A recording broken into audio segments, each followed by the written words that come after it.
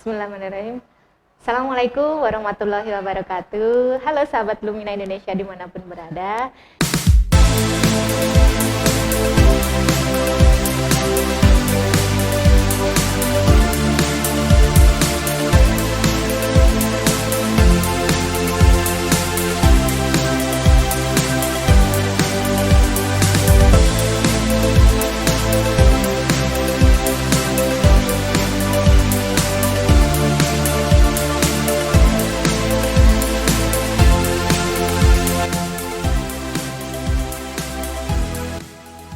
Di video kali ini saya akan membahas beberapa Q&A yang sering ditanyakan oleh klien saya, teman-teman, peserta training, peserta seminar, dan lain sebagainya terkait chef. Yuk kita simak apa saja Q&A yang ada di video ini.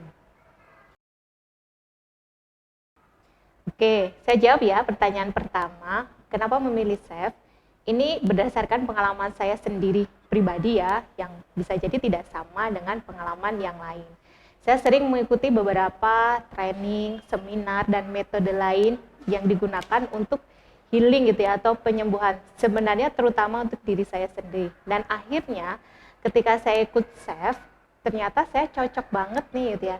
Dan metodenya praktis banget gitu. Nggak butuh waktu yang lama gitu ya. Bismillah misalnya dengan satu hal, misalnya satu emosi negatif, 2 menit, 3 menit, atau 5 menit itu sudah bisa berkurang jauh atau bahkan kita sudah bisa hilang dan berdamai. Dan bagi saya ini praktikal banget gitu dan bisa diterapkan oleh siapapun gitu. Artinya siapapun, dia tidak memandang tingkat pendidikan, dia tidak memandang dari level kekayaan dan lain sebagainya. Jadi siapapun yang mau menggunakan metode ini, dia bisa menggunakannya secara mudah, dipelajarinya dengan cepat, dan menurut saya pribadi hasilnya jauh lebih efektif.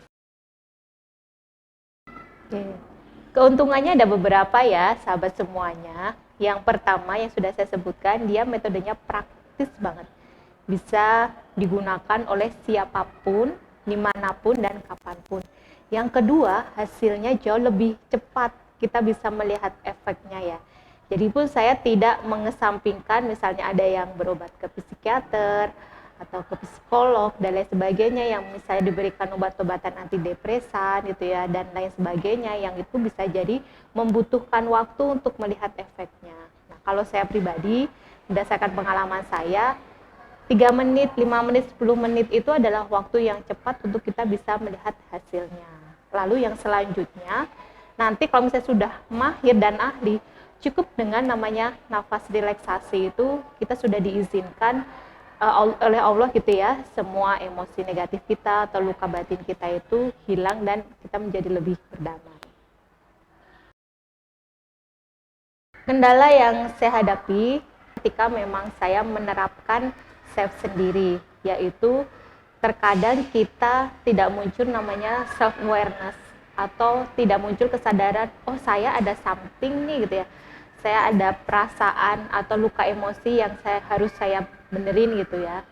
Terus kendala yang lainnya lagi adalah ketika saya sebagai seorang chefter menggunakan klien gitu ya, klien itu terkadang ketika saya tanyakan misalnya masalah atau perasaan terberatnya apa, suka kesulitan gitu mereka menjabarkan. Jadi saya butuh waktu misalnya 30 menit atau 1 jam gitu ya, hanya untuk menggali dan menemukan akar dari emosi masalahnya itu apa gitu. Karena bisa jadi yang dia sampaikan itu bukan permasalahan yang utama, agar chef kita lebih praktis gitu. Terus yang ketiga apa, terkait energi ya. Kalau semisalnya saya kurang minum, si klien juga kurang minum, kita akan jadi kurang efektif. Karena ini salah satunya adalah terapi energi. Lalu kendala yang lainnya lagi, yang pasti adalah mengkondisikan hati. Kadang pada kasus-kasus tertentu sebagai seorang chefter itu terhanyut gitu ya dengan kasus yang dibawa oleh klien, mungkin ikut merasakan aura sedihnya, aura marahnya, dan aura yang lainnya gitu. Padahal di situ sebagai seorang chefter kita dituntut untuk lebih netral gitu. Untuk netral, tidak terbawa suasana, dan itu butuh latihan. Karena terkadang beberapa ketika saya lagi chef, tanpa sadar juga air mata ikut menetes gitu. Jadi itu adalah beberapa kendala yang saya hadapi. Beberapa kunci keberhasilan dalam menggunakan metode SAFE adalah yang paling pertama, kita harus banyak minum karena kita termasuk dari terapi energi ya. Yang kedua, kita harus menjauhkan energi toksik ya, pakaian atau peralatan yang menggunakan berbahan dari kulit gitu ya, jaket kulit, jam tangan, peralatan emas dan lain sebagainya, dan beberapa jenis energi toksik yang lainnya. Lalu yang ketiga adalah kita perlu mengkondisikan perasaan dulu. Kita perlu fokus gitu ya, dan kita perlu natural. Intinya natural adalah kita mengizinkan segala jenis reaksi gitu ya, atau segala jenis gerakan, ekspresi yang muncul ketika kita melakukan sebuah proses SAFE itu sendiri.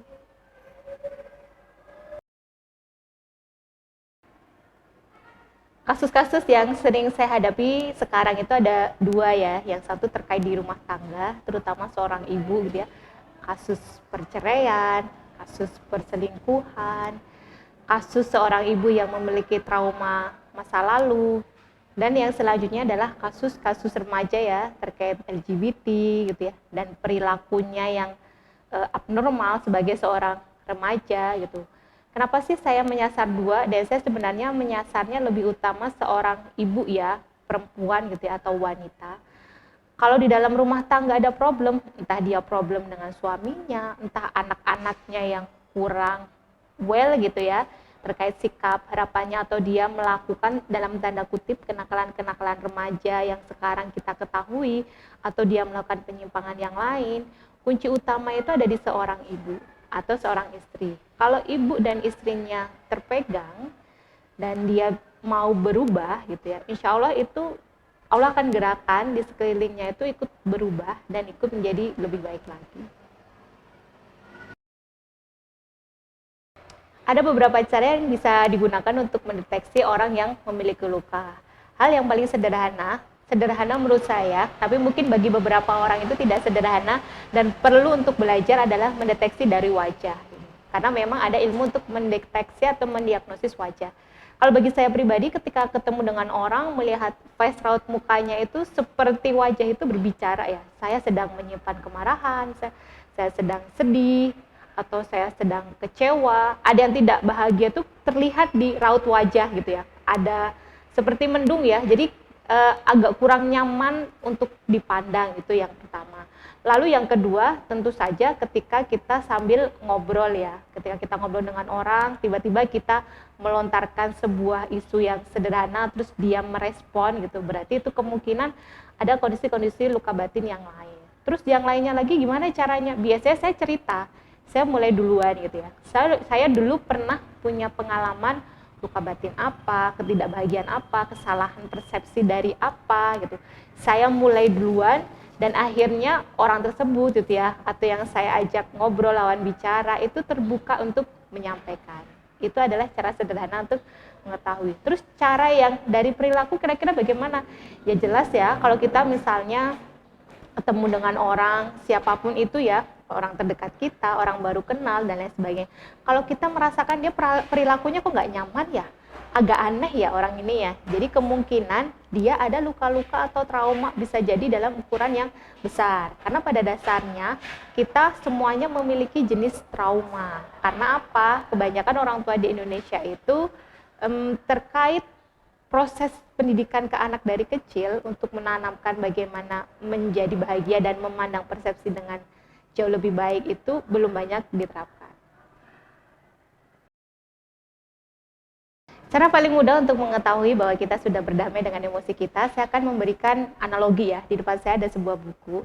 Jadi buku ini kan terdiri dari berbagai lembar ya, halaman. Nah, ini ibaratkan dengan diri kita yang terdiri dari berbagai lembar, halaman, berbagai emosi ya, campuran dari emosi positif dan emosi negatif. Nah, kita kan perlu mendeteksi ya, untuk perlu cari tahu di halaman keberapa misalnya itu adalah emosi-emosi negatif, atau di halaman keberapa dia ada emosi positif ya. Setelah kita tahu dia posisinya di halaman berapa, misalnya nih di halaman 15, kita langsung diproses save-nya. Dan save itu prosesnya gimana sih?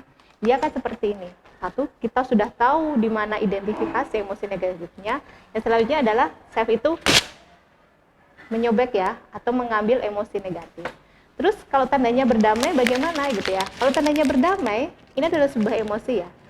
Ketika dengan proses self, dia akan lepas ya. Ketika kita ketemu kejadian yang sama atau sumber stresor yang sama atau orangnya dengan kejadian yang itu, perasaan di kita sudah biasa aja gitu ya, nggak ada perasaan kesel, marah atau perasaan-perasaan yang sebelumnya ada. Itu pertanda bahwa kita sudah lepas dan kita sudah berdamai serta menerima kenyataan yang ada. Beberapa pengalaman menarik ya menjadi seorang safeter. Yang pertama adalah saya dulu punya kasus seorang ibu yang dia punya emosi yang sangat tinggi ya. Terus ketika emosi itu muncul, dia dengan mudah itu merusak peralatan di sekitarnya, pintu kamar mandi dan lain sebagainya gitu. Dan dia katanya pernah ru'yah, dari peruyahnya bilang ini jinnya jin yang bandel banget nih karena nggak mau keluar gitu. Di saat itu saya kurang tahu ya, saya nggak diceritain.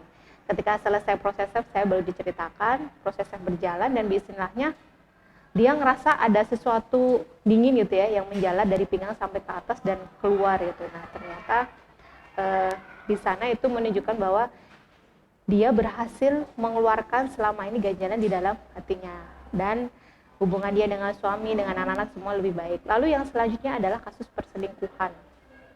Kasus perselingkuhan ini ada sedikit campur tangan ya dengan makhluk dimensi yang lain gitu ya. Dan ternyata selain diperbaiki itu juga pasangannya menjadi lebih baik. Terus yang lainnya lagi adalah yang menarik terkait LGBT ya. Yang saya nggak tahu itu ketika datang ke saya dia bilangnya memiliki sakit gitu ya. Ya saya kira sakit fisik biasa. Ternyata adalah sakit fisik-fisik yang bukan fisik ya. Ternyata dia punya kondisi keinginan yang menyimpang dan itu ternyata dalam 1 jam bismillah itu dia jadi mau gitu ya memutuskan hubungan dengan sang pacar yang sejenis.